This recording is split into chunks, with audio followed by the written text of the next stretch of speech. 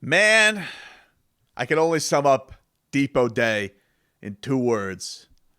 It's Goosey's galore, dude. I don't know what to tell you.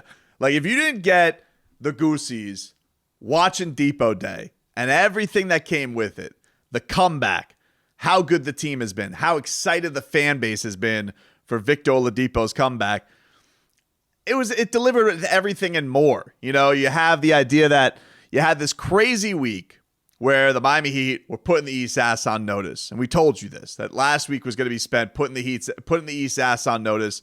Basically a perfect week outside of some chicanery from the referees to allow the Bucks to steal one. But in my eyes, a perfect week. And, you know, it's only natural you come in against the Houston Rockets and you're like, a little bit of a letdown. Perfect night for Victor Oladipo to make his season debut. That all this talk we've had, when is it going to happen? All the workouts, the trips up and down to Sioux Falls. You see him there on the bench. He's with the team. Oh, Vic's traveling with the team. All this teasing that was happening. And to finally have it come together, to finally have Victor Oladipo in the flesh make his debut, and for it to go like that, I just, how can you not be elated as a Heat fan for what it's bringing to the table? Because, dude, let me tell you something right now. I know everybody out there is sleeping. You know, this team has famously been called dangerous loomers. You know, oh, they're dangerously looming. You know, oh, I don't know if I really believe in them. Meanwhile, they have the second best record in the NBA. But if this was to happen on any of these other charlatan contenders, you know, Philly or Brooklyn or whatever other team they want to, like, just wish they could just advance them to the finals, you know, like with a little, like, Monopoly card, you get to go. You get to go to the Eastern Conference Finals. If this was any other team, you would have podcast, national television, all these shows chirping about, oh my God, can you believe what Victor Oladipo is bringing to the table? I mean, like, look how Lakers fans were treating the potential of Kendrick Nunn coming to save their team. Now you have a guy who is a former All-Star, former All-NBA player, seemingly healthy for the first time in 3 years, and he's here to help a team that already has the best record in the Eastern Conference. Like, that's crazy to me that this guy comes in here and is a lockdown defender, a guy who can attack the basket, a guy who is just all team, all effort, and is going to play in these chaotic 15 minutes a night where I feel like he's going to wreak havoc on the league. And it just felt like for him to come in there and do what he did in those 15 minutes immediately was so great. I don't care about who it was against. It's supposed to be a soft open for the guy. The guy hasn't felt right in 3 years. And I was so happy with Heat Nation last night because I was boots on the ground. Last night. I was going to be there for that one.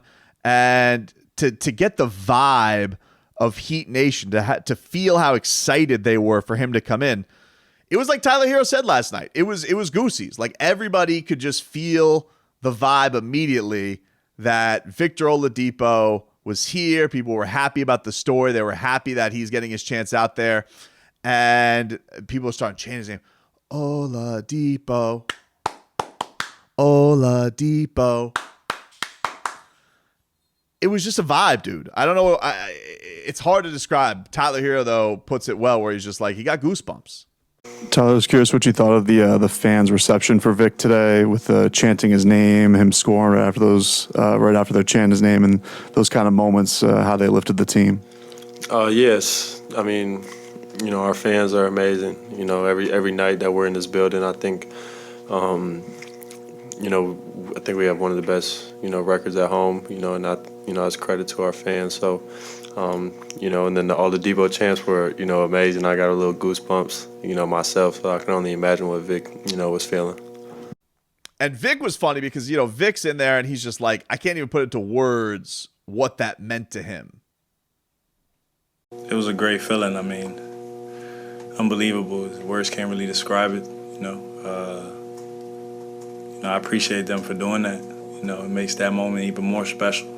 And, you know, unfortunately last year ended the way it did, but there are truly better days ahead. And, you know, I'm optimistic and I'm looking forward to them.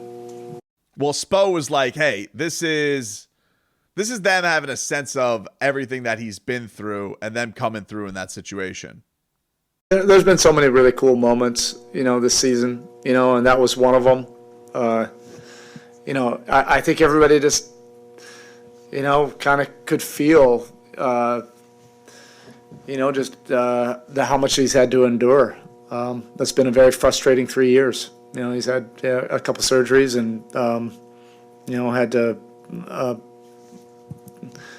set a different course, in 3 different teams. And he's just so excited, to be here and to be able to contribute however it may be, and I think we got 15 minutes on the button, or at least, pretty close to that, and that's what it's going to be, right now. And just keep on building, rhythm and confidence, and his spirit is great about it. Everybody is really encouraging him, but they've seen him be behind the scenes really working and grinding, to fast track this whole process. I just loved it, man. I loved everything about it. And it was a great thing afterwards where Vic was giving a shout out. He spoke really late after the game, like 90 minutes after the game ended. I don't know if he was doing post game rehab or what was going through that situation, but it took a while to speak, but you could tell, like, it almost felt like watching him at the podium, just a weight had been lifted off, that they had gotten past this milestone, and that it feels like it's going to be all right for him now. To hear the stories of what he went through with the botched surgery, that he couldn't even walk right, that he felt like he was getting out of bed when we had him on, like he was off balance. To hear that description from him, it's like haunting. Like, you're a professional athlete, your life is your body, you're supposed to have this great control, you're this all-world player, you're expecting a max contract. You wanted to be in Miami, but you expected to be one of the cornerstones that was probably brought down here. You were supposed to be one of Riley's great orcas. You wanted to be that guy who was going to maybe link up with Jimmy and Bam and Max Deal, and this is where I'm going to finish out my career. And maybe that'll turn out to be the case. I don't know.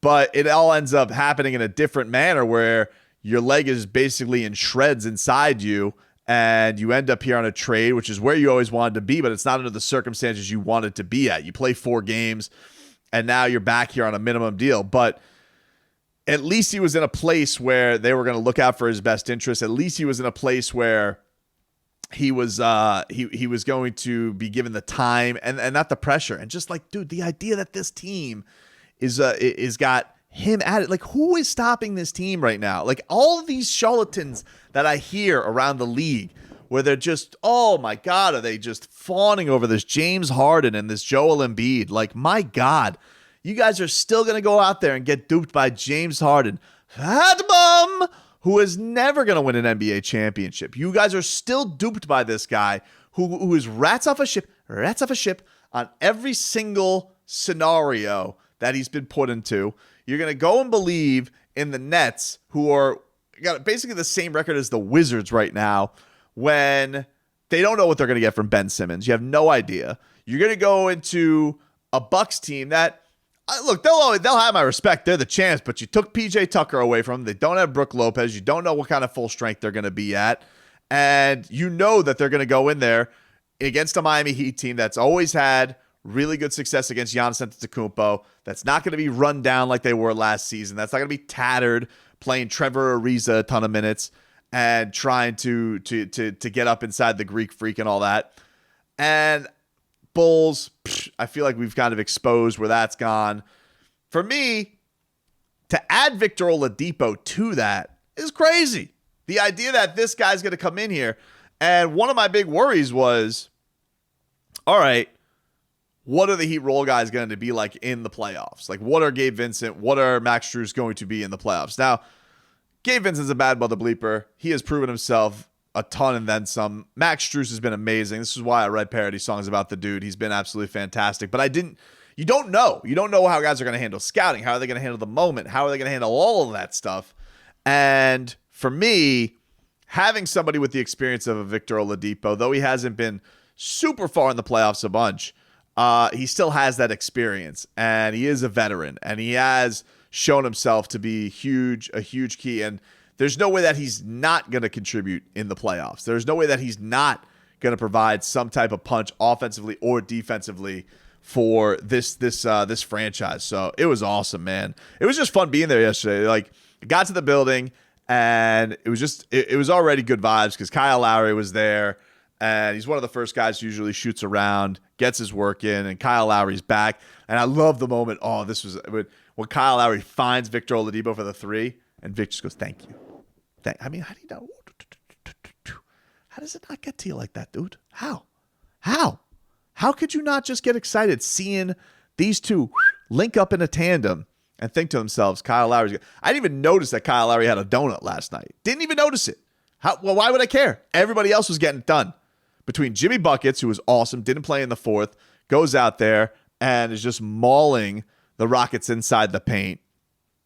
And Bam was good. After a rocky start, he comes in there and really shut the door on the Rockets. They were kind of flirting with 12, 13, keeping it in that.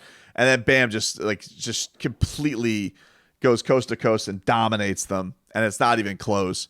But star of the game yesterday, outside of the storyline of Victor Oladipo, was Boy Wonder. I mean, Tyler Herro, who this run that he's on is incredible.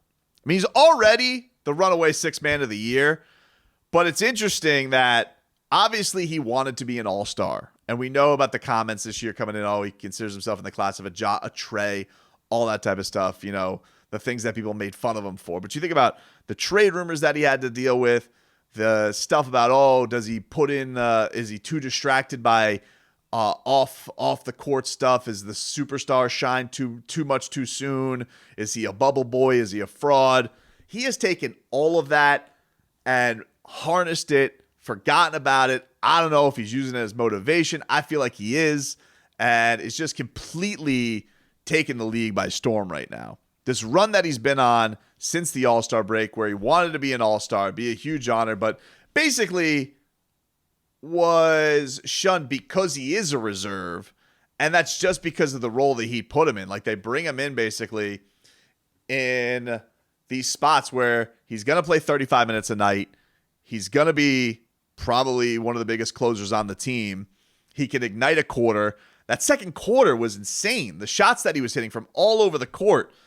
And then the half court heave, to have the oozing confidence as he's just it's almost like a swaggering prance. I don't know what this, it was a thing of beauty to see what Tyler Herro was doing. And this guy has just got such a different type of star mentality this year. And I really noticed it with him and Bam in that Nets game, because you didn't have Jimmy, you didn't have PJ, you didn't have Kyle. You had every reason to lose that game. And yet, Bam and Tyler took it over. And those guys right there, that little Wildcat tandem, all right, the Kentucky boys, those two guys, as Pat Riley said famously when Tyler was drafted, enough of drafting these Duke guys. Coach Calipari has to be looking at this team and just smiling, because these two guys seem like the present and the future of the Miami Heat. Their moment is going to be, this is going to be their franchise. Right now, you could say it's Jimmy's team, and I would agree with that. But they're just as important to the winning right now. And anything that they're going to do this year, anything that the Heat are going to do as far as real winning, it comes with what the ceiling of what those two guys are going to do for them. Because I think we know what Jimmy's going to do. He's going to say, I'm stupidly locked in, all that type of stuff. Cool. We know what MVP's capable of. Kyle Lowry, I think we know what kind of a floor general he is, and he's going to put people in those spots. PJ Tucker, he's a proven champion. He did it last year. But Bam and Tyler hitting that next level or staying at this level is really what's going to take the Heat over the top. Then you sprinkle in there the Victor Oladipos. Duncan Robinson have a hot shooting game. Maybe Max Strus if it's not Dunk's night. All these little pieces that they're able to kind of just throw in there. They have so much versatility. They have so many just tools in the toolbox for Eric Spoelstra to go to. It's just hard not to be impressed. And so, you keep sleeping. Honestly, keep sleeping out there, ESPN, you charlatan bums. Keep sleeping out there. Sit there under your bridge on your little cardboard bed with your flaming barrels and just ignore it. Have another debate about what the Lakers are going to do. Have another debate about how the Knicks are a disappointment. Please continue to do that. where you ignore one of the best stories in the NBA. You ignore what the hell is happening down here, what the hell they've built. I beg of you, keep doing it. I don't even want your attention anymore. I'm going to keep mentioning it just so you're on notice that I notice of how ignorant you are. But you, all these other entities that want to disrespect what the Miami Heat have done or dismiss what the Miami Heat has done because you want to be razzle-dazzled by memes of James Harden and Joel Embiid, and you want to be razzle-dazzled by, what could happen if Ben Simmons could be a perfect fit? A perfect fit for what? For what? Continue sleeping. I beg of you. I don't want you to even pay attention anymore. I'm going to sit here and point out your lack of attention just so everybody knows how stupid you'll look when the Heat are going as far as they go this season. But please, just continue to ignore it. Put your blinders on. Stay where you're at. We'll just sit here, basking back like an Eddie Golovkin. Triple G, dude. Goosies on galore. Because last night was fun. And a lot more fun's coming.